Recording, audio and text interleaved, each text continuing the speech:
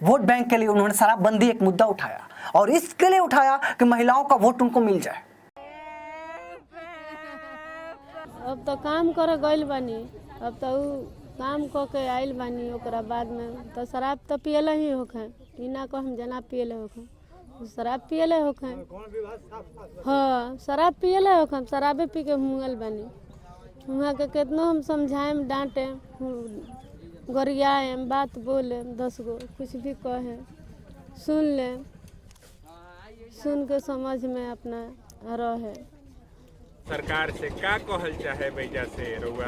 का कहम, हमरा कोनो आधार नहीं के, 4 गो बाल बच्चा के खियाई हमरा कमा के, केहू आगा पीछे नहीं के हमरा।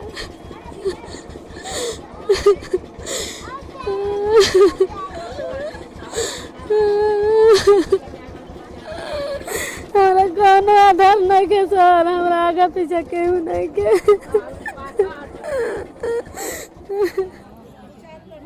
आप बताइए कि मुख्यमंत्री जी ने शराबबंदी को लेकर के कितने रिव्यू मीटिंग किए हैं? हादसा रुका है या कम हुआ है या बढ़ा है? तो जितना रिव्यू मीटिंग हुआ है ये समीक्षा बैठक नहीं, भिक्षा बैठक है। इस बैठक में होगा कि भाई आपका डिपार्टमेंट ने कितना कमाई की, आरसीपी टैक्स कितना मिला, कितना आपका डिपार्टमेंट ने लिया, तुम कम लाए हो तुम्हारा हटा देंगे, ट्रांसफ़र कर देंगे, किसी और को मौका दो ज़्यादा भिक्षा देगा।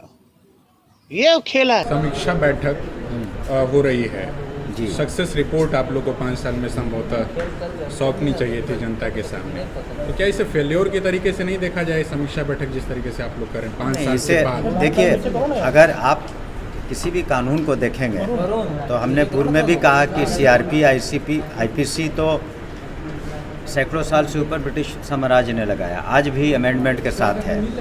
तो अभी तो जो जितनी धाराएं हैं, संगीन धाराएं हैं, चाहे छोटे क्राइम्स के धाराएं हैं, चाहे मर्डर केस हो, चाहे चोरी हो, तो उसके लॉ ब्रेकर्स होते हैं। आज भी सारे कानून के बावजूद भी मर्डर भी होता है, चोरी भी होती है। इसका मतलब ये नहीं कि कानून दोषी है या कानून को इम्प्लीमेंट करने वाले बिल्कुल फेलियर है। जगह जगह का भट्टी बंद हो गई, दारू बंद हो गई, तो इनके का बात है कि ना बन भइल? घूस थाना पर भारी लेत रहलक, दरोगा लेत रहलन, सब लेत रहलन, तब ना बन भइल। हो नहीं हो जन से थाना पुलिस चल जाइए गांव में घूस बना करी, तो हेतना लोग जियान हो गई, घायल हो गई, तब लोग सीखत आ बेची के फेन का कहता का कि फेन बेचाई दारू। ई लोग मैंने हवा उठावत आ कि फेन दारू बेचाई, तो बेची लोग तो फेन देखल जाई। कहतनी तने ये गांव लय हो गए, सब संख्या और आ गए, तो एबार ताजन होके के बात होता। यहाँ साल भर 2 साल से यहाँ लोग बेचता, गांव वाला लोग जब भी तैयार होता घेरता, तो वो लोग जितना लोग साथी संगत बा पिए लखाए वाला वो लोग चौपड़ करते, तो गाँव वाला गरीब आदमी कहाँ लुकैबे करी, आगे तो जाई ना, क्या क्या बड़का बाँ बा। नमस्कार, लोकतंत्र चैनल में आप सबका स्वागत है। मैं हूं आपका अपना दोस्त अतुल्य कुमार। कहने के लिए तो पिछले 5 साल से बिहार एक ड्राई स्टेट है, लेकिन समय समय पर सरकार की फजीहत और असफलता दोनों राष्ट्रीय लेवल पे उजागर होती रहती है। लेकिन कहा जाता है ना, और मोदी जी भी कहते हैं कि आपदा को अवसर में बदलना आना चाहिए, और बिहार सरकार को बहुत अच्छी तरह से आता है।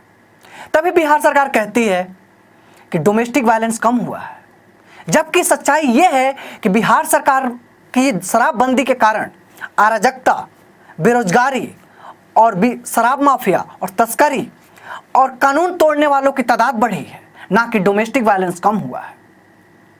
बिहार की सच्चाई ये है कि अगर शराब कोई इंसान पीता है या बिहार का कोई नागरिक पीता है तो पकड़ा जाता है वो नागरिक, ना कि शराब बेचने वाला।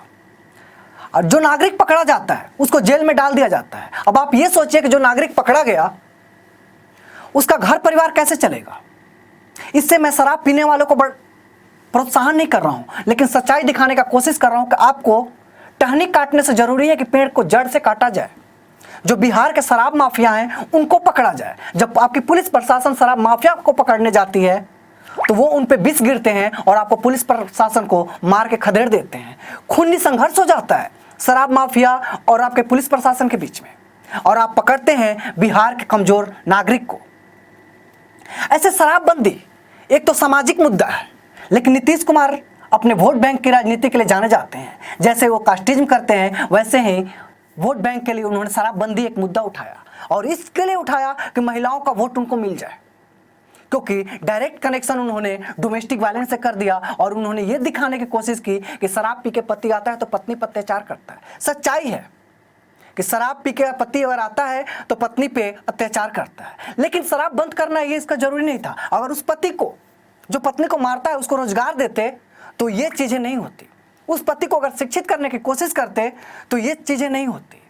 अब जो आपने शराबबंदी की, उसके अलग अलग पहलू आने लगे।